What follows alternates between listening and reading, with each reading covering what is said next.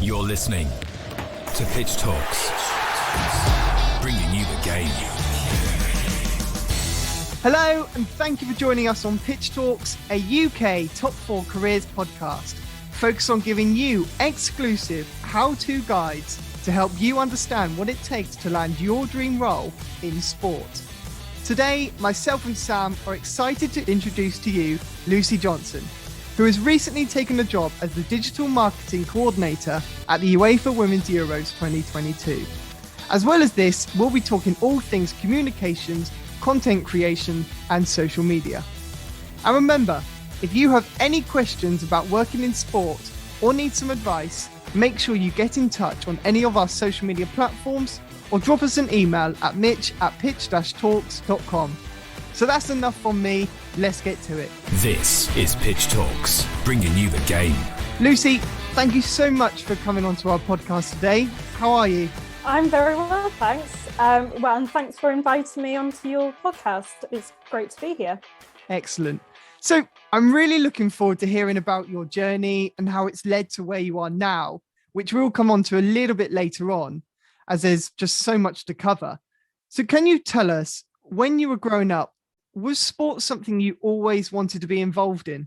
Well, sport has been such an important part of my life. Growing up, I played a lot of sports. I've got 3 older brothers, so spent my summers outside in the garden playing football, rugby, cricket, frisbee, anything that if it was sunny, we were outside. So in one sense, it is a part of my identity. It's been there throughout my life. And then as I got older, people said, "What do you want to do with your life?" And I was like, "I want to work in sport." And then they're like, "Do you know what you want to do in sport?" And I was like, "I don't know what there is to do in sport altogether." So I knew sport was something I wanted to pursue, but since uni and getting different roles, there's so much out there that I'm still figuring out exactly what I want to do in sport, but I'm just so grateful to be in it in the first place. One of the first sort of significant sporting experiences that I sort of saw that you had was coaching at your local cricket club. I sort of assumed that was sort of carrying on from your enjoyment of playing it in the back garden with your brothers.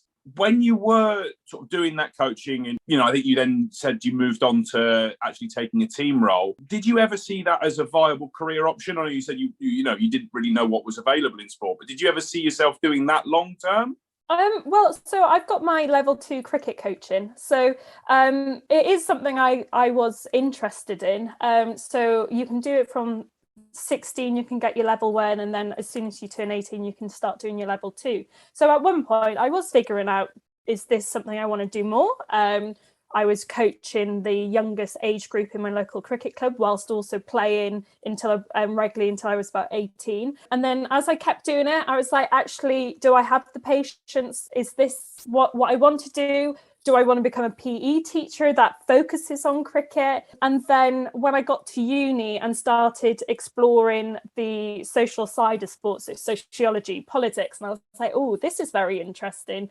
And then then I realised that actually I don't think I'll be fulfilled by just doing coaching. I loved it, but at the same time, it wasn't what was going to take me further down the line. There was an end date. But it's something that I know I can do. So if I ever wanted to go back into it, when that time does come, then I'll just pick it up and keep going with it. I'm glad you've brought up uni, because a common challenge for many people is after university, it's finding their way into an industry due to how competitive it is, especially sport. Did you ever experience something similar? And what steps did you take to kickstart your career that other people who are perhaps in a similar situation now or will be in the future could benefit from? The first thing I will say is just to volunteer. It doesn't matter in what role. As you guys have said, it's so tough. There's all these different sports courses and more cropping up. So it's not just you and your course mates who are competing for roles. You're doing it with hundreds, if not thousands of other people. So the one thing I really did a lot of was volunteer. I was lucky at the University of Bath. The part of my course was to volunteer and gain those experiences to reflect on what have you learned. And it also showed that actually I learned that I don't want to go into that side of it, but I thoroughly enjoyed the few weeks of volunteering with a charity. And I was like, I enjoyed it, but it's not for me. Continuing sort of on a personal interest from me around the cricket side of things, one thing that sort of from your experience that stood out was your 2-day-a-week experience with Sky Cricket at Lords and Sky Central after winning a competition on LinkedIn. Yeah, so my brother actually tagged me in this post, and there wasn't that much information. All it said was, we're looking for someone who wants to work in cricket, and we've got this amazing 2-day. My brother tagged me in it, and I said, oh, this looks great. Like, no, like, you've got to be in it to win it. So I just replied back, and then I had a call, and they're like, we'd love for you to come along. And then for 2 days, I was followed with a cameraman and someone just prompting questions. Whereas like the first day was all around Lords, it was in England, South Africa ODI. I was like shown around the media centre. So they dubbed it like a work experience. And then the next day we went to Sky. I got shown around there. I had something published on the Sky Cricket website, and then they created this montage to celebrate the LinkedIn and Sky partnership. And yeah, I didn't realize it was a YouTube advert as well. So like I had some of my friends being like, I just watched 5 seconds of you talking before I can watch this video. So it was so surreal. But what was great was it, like, broadcasting in sport is honestly so hard to get into. So it's just like recording, say, like anyone I met, I try and get an email and just to say thank you for this experience. Like, you don't realize how great to have this insight was. I was still at uni, so it was really helping me gain more of an understanding of actually, if I worked hard, this could be a viable option. And like since then, it's like I sometimes, like once a year when it comes up on like memories, I was like, oh, I'll just repost it, because people I've met since, they were like this like they couldn't believe that was me in this video. And like I'm such a huge cricket fan, so like that day at Lords was just amazing, just full stop. Like it was so surreal. And then going from that, from a few years before, to then calling Lords my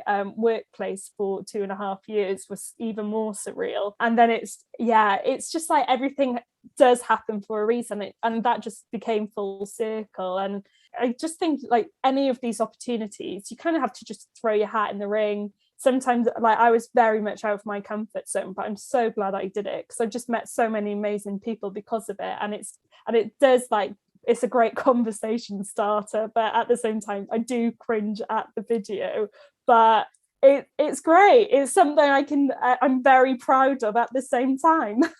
Guess it's also possibly quite nice to look back on and go, okay, I have come quite a long way then. Yeah, I feel like I look naive. I feel like there's so much to see, and I'm like, oh my god, I'm taking so much in. But yeah, I think like having like almost markers from where I started and where I've been, like even like at uni, you look at your like first piece of coursework to your dissertation and you're like, I cannot believe I handed that in. But the only way you know how to progress is to look back. And it's a great, as you say, it's something to look back on. And from time to time I do watch it because I'm just like, oh my god, I can't believe I actually did that. You did actually briefly touch on my next question, which is, as you've said, you're a massive cricket fan. I'm a massive cricket fan as well. And just wanted to know, how amazing was it to have your work of place as the home of cricket? I went to Lords for the first time when I was about 14 on a cricket finals day, and even that day I was like, oh my word, this is amazing, I can't wait to come back. And then I went for that LinkedIn Sky Cricket and I was like, oh, such a magical place. And then when I got the job with Middlesex, I was like, oh my word. And then it was just like, just being able to just like walk into the pavilion, show people around as part of my job, just going into the home dressing room as part of the tour. I was just like, what? Like, as a cricket fan, I was like, I could not imagine this. And then it's also thinking about people who I've met through cricket who've tried to put me down in the past. And I'm actually like, although I got to the point when I was playing cricket, it was like, I can't play cricket anymore. I hate it. And then as soon as I stopped, I fell back in love with the game. And that really helped me aspire to work in the sport, because I was like, I can love sport in a completely different way. And I think we get so focused on like the only way you can be successful in sport is to play sport to the highest standard. But I think we should be celebrating all the people who are working in sport and delivering sport, especially in COVID, who've put in hours of work to make sure that sport goes on, or keeping people engaged. That it was just, calling Lords my home workplace. It was so surreal, and just walking around and like showing my parents around, and just, it's just so surreal at times. But like now I'll eventually get to call Wembley Stadium my workplace for the duration of the Women's Euros. So even more exciting, although as a Welsh woman, I might have to keep that under wraps when people meet me. Try and practice the accent, because that'll give you away, won't it? I know. Different people, I might have to put it on a bit stronger to see what they say. Absolutely. Did the allure of working at Lords, did it ever rub off? Did you ever sort of just get to the point of, oh, another day at Lords, or was it every single day just absolutely magical, as someone who loves cricket can imagine it would be? It just got like it was just like, I just need to pop into the long room to do something, and it was just like, I just need to go interview someone. Let's go onto the steps out the front. It was just like so normalized. So now that I don't have that access, it's going to be almost like magical that that's what I used to do in this amazing space, like one of the most well-known, or the most well-known sporting building in the world. So at times I did have to pinch myself and be like, I can't believe I have this access to this amazing venue. You're listening to Pitch Talks, bringing you the game. Within that month then, you really got to understand the day of the life of being a sports reporter, and lots of other broadcasting elements that, that the fans see on the TV. And it quite nicely brings us on to your time that you spent with the BBC. So from the BBC, you did the kickoff trainee sports reporter, and then went on to a radio freelance researcher role. What was this experience like for you? And what was your key takeaways that, helped your career progress today? So I knew a few people who'd done it before, and they're like, if you ever get the chance to do it. And I was like, so what does it entail? And it's like, you make the most out of it. So I had to go through an interview process, and then I was very fortunate that I got included. So we had a 2-day training course in Bristol, where it was like a crash course into anything that you could get into, whether it was like how to use your mobile phone to do interviews, to how to write radio scripts, how do you write a piece of written copy that could go online.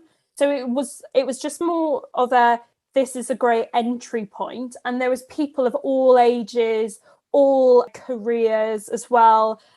So we were such a mix of people, which was also really fascinating to find out why people wanted to do this. So I was fortunate to just get involved, just saying yes to anyone. Do you want to do this? Yes. So I interviewed Alison Mitchell, the cricket commentator, as part of it for the BBC intranet, only because I saw an email come in, and I was luckily working that day or in the office that day, and I said, yes, I'll do it. And then I got shown how to use all the equipment. So it was just saying yes to all these amazing opportunities. And then when it came to an end, a few people that I'd spoken to, they're like, oh, like, if you want, I can give you regular work. And I was like, absolutely. So it's just building those connections with whatever you find yourself in, and then you never know what it can lead to.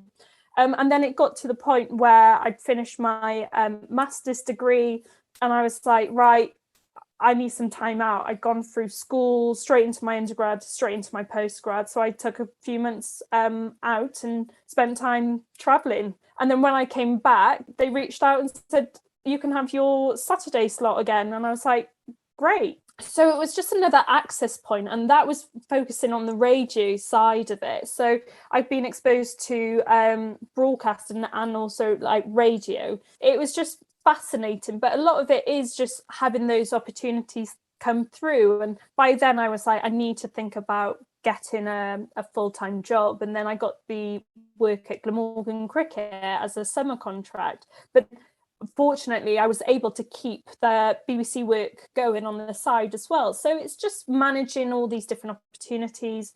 And by then I was still figuring out whether this was not like something I wanted to pursue. Still don't know whether it is, but I've still got it in on my CV. So it was just fascinating, and it was great experience on the fast pace of sport, like being able to adapt, working under pressure. There's nothing like all lines going down on when on live radio, and working out where can we cut to, and just how quick things can happen. So it really was a great learning experience about how quickly you need to think on your feet. You mentioned there about traveling, and I'm actually really interested to get your perspective on the fact that after you did, your education, all the work that you did alongside it, did you take the traveling aspect to almost, as you said, just step back, take a moment? We see so much spoken about mental health and people not taking the personal time. Is that kind of why you went traveling at that time? And did you see the benefits in doing that? One of the things I tell family, friends, when they've gone straight through, I was like, go away. Like, my parents are very much like, you're going to be working for the rest of your life. So like, if you don't want to settle down, like, don't, like, just make sure you can sustain your lifestyle. So I think it was exactly what I needed at that time. I completely switched off. I look back at photos and I was like, that's some of the happiest I see myself. And like, to be honest, my undergrad, they say uni is the best 3 years of your life, or 4.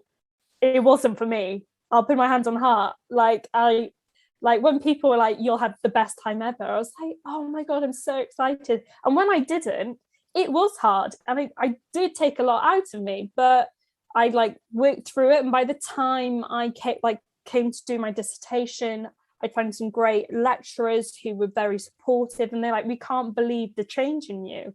And it was just like a one of the things I do say is like, I think I learned more about how I want to be treated and how I treat other people during that time at uni than I did on my course. Like that was more important during those 3 years.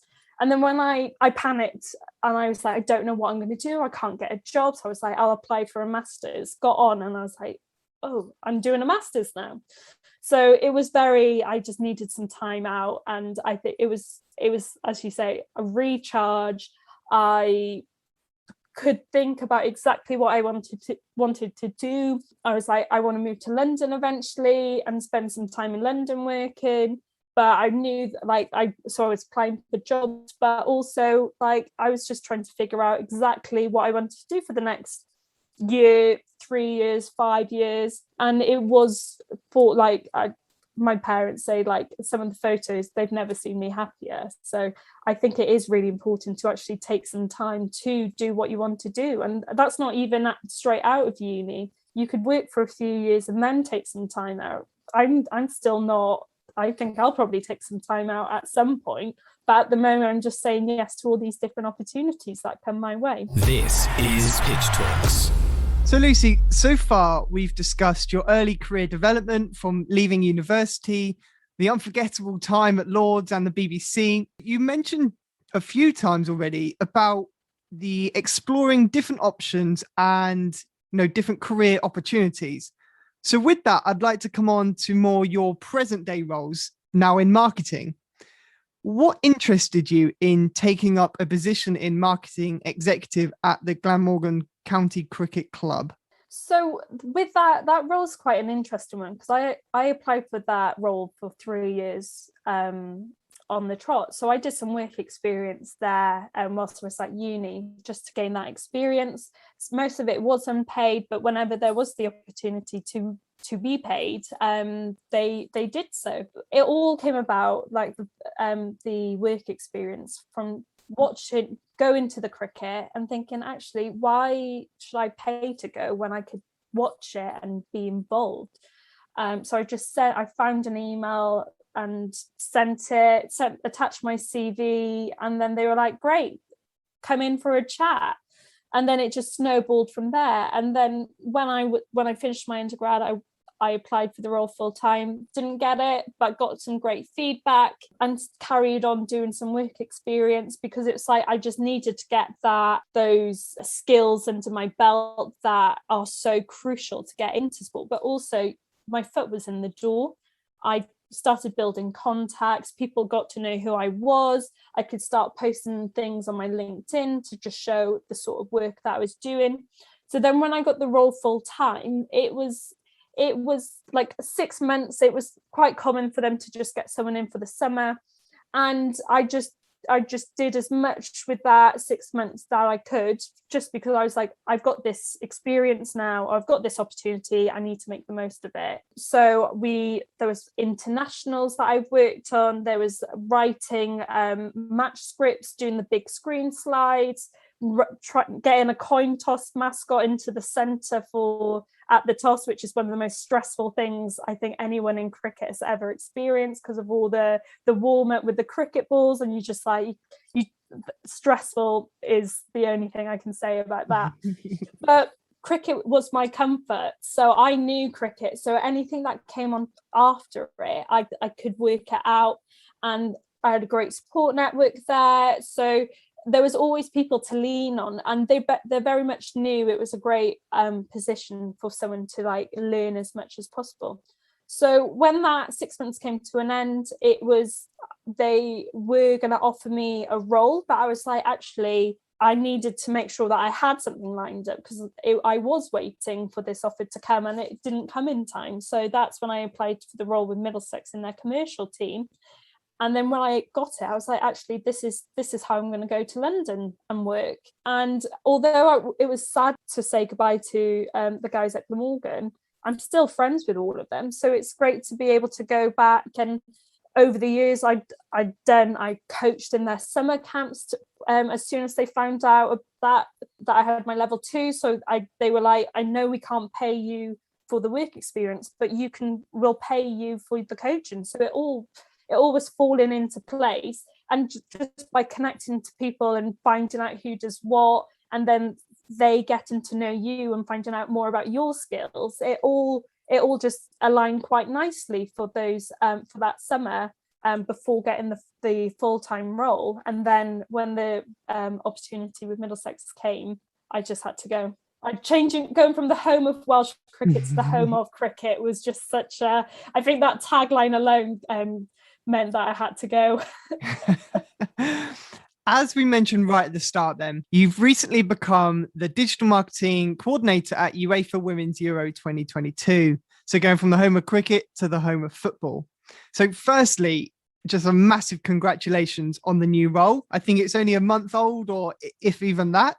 I started last week, so it is all very much in the infancy, but in the nature of this role, you have to pick everything up so quickly and go for it, because there's so much going on, and it's with the men's Euros as well. There's so much attention on football at the moment that I've got to pick everything up and just start delivering.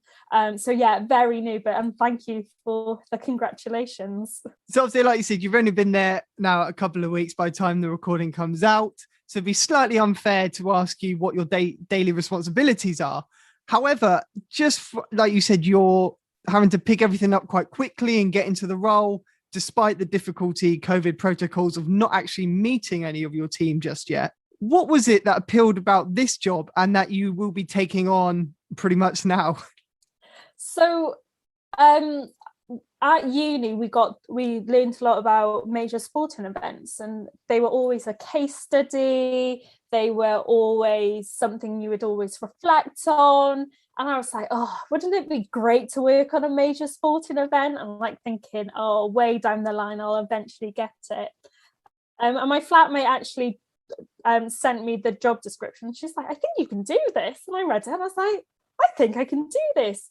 And so what the role is it's just the digital side of it. So it's the emails, it's the social media, and just taking it and I'm just spreading the word of that the Women's Euros is coming to England in 2022. So it was the appeal of working on a major sporting event that really sold it to me. And I went from a full-time contract for permanent job to a contracted role. So like this position will come to an end, but it's all so very exciting. There's so much excitement around these sorts of events that I just had to take the bullet and go for it. And I'm so happy that I have. You're listening to Pitch Talks. Just touching on the Women's Euros, it's going to be this time next year, running 10 host stadiums across 8 cities in England. First time since 2005 that we've hosted the Euros. The other thing that I wanted to make a point about was the fact that actually you're not going to have many major sporting events at the same time to compete against with, which is, I think, potentially could be quite advantageous for yourself, obviously, in your role, but also the growth of the women's game. And is that part of the allure of the role that, you know, drew you in helping grow women's sport in not just England, but across all of the British Isles? Absolutely. I think this is such a great time to be in women's sport as a whole. The 100 is for the cricket this summer is starting with a women's only match at the Kia Oval. The rugby has gone on so much as well.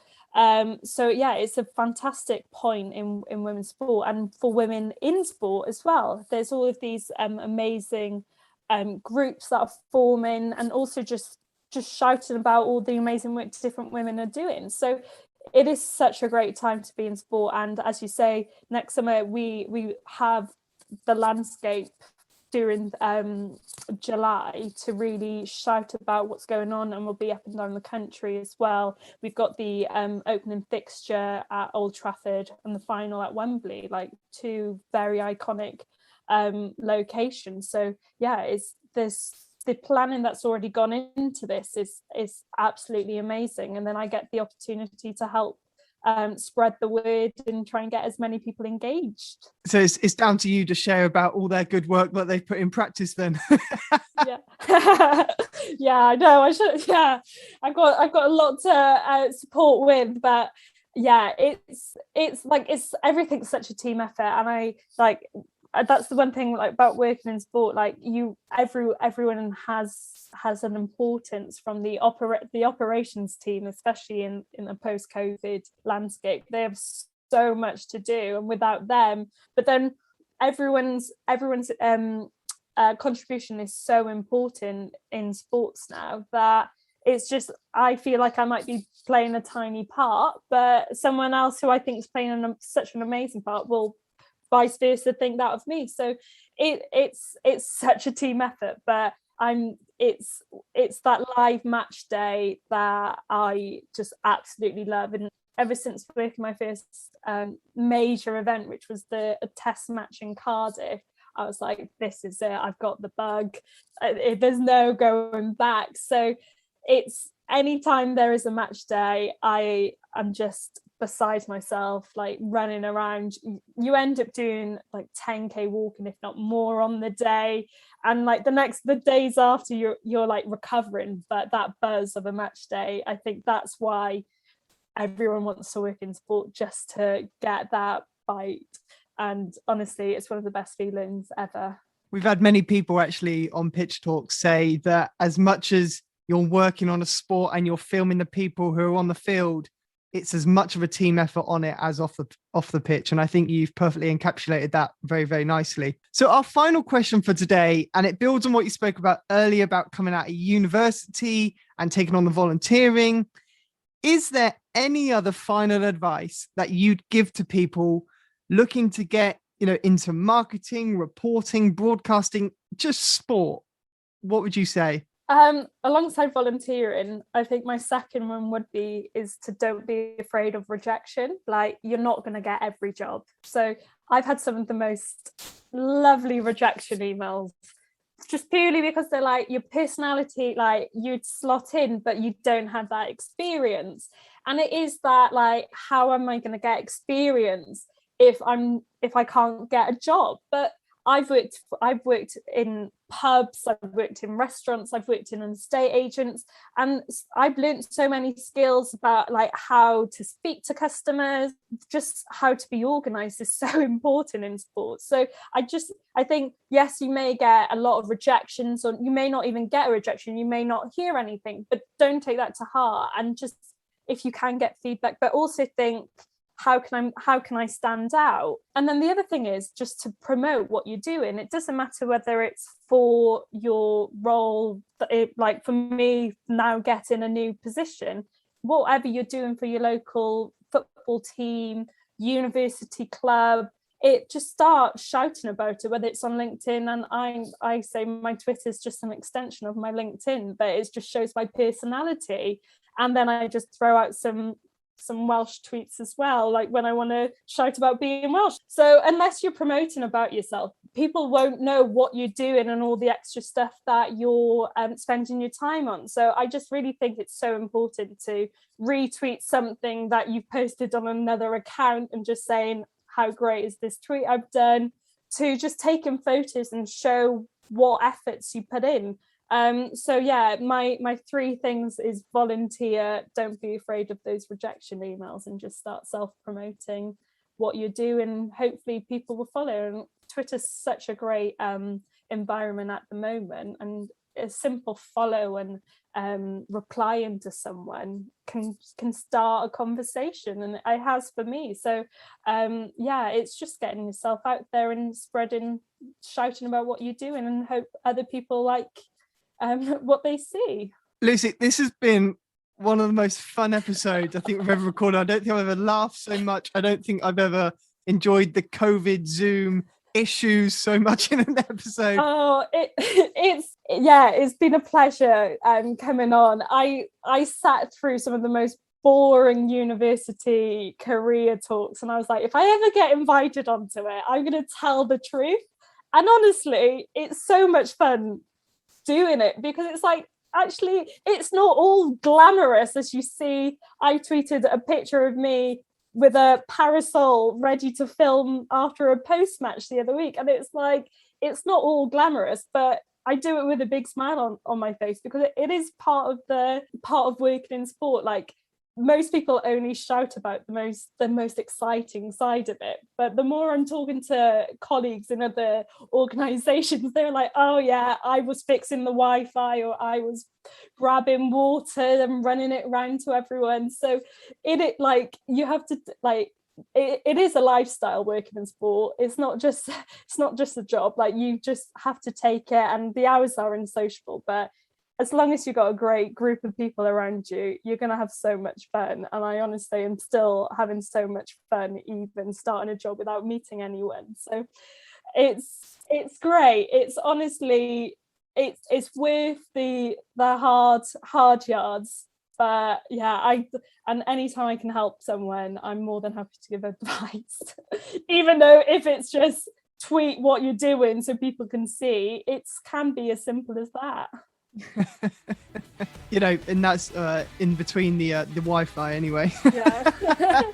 But no, it's been great hearing about your career, from where you started, the awesome experience with LinkedIn and Sky that we touched upon, the BBC, Middlesex Cricket, now the UEFA Women's Euros. We wish you every single luck with the upcoming tournament, the new role.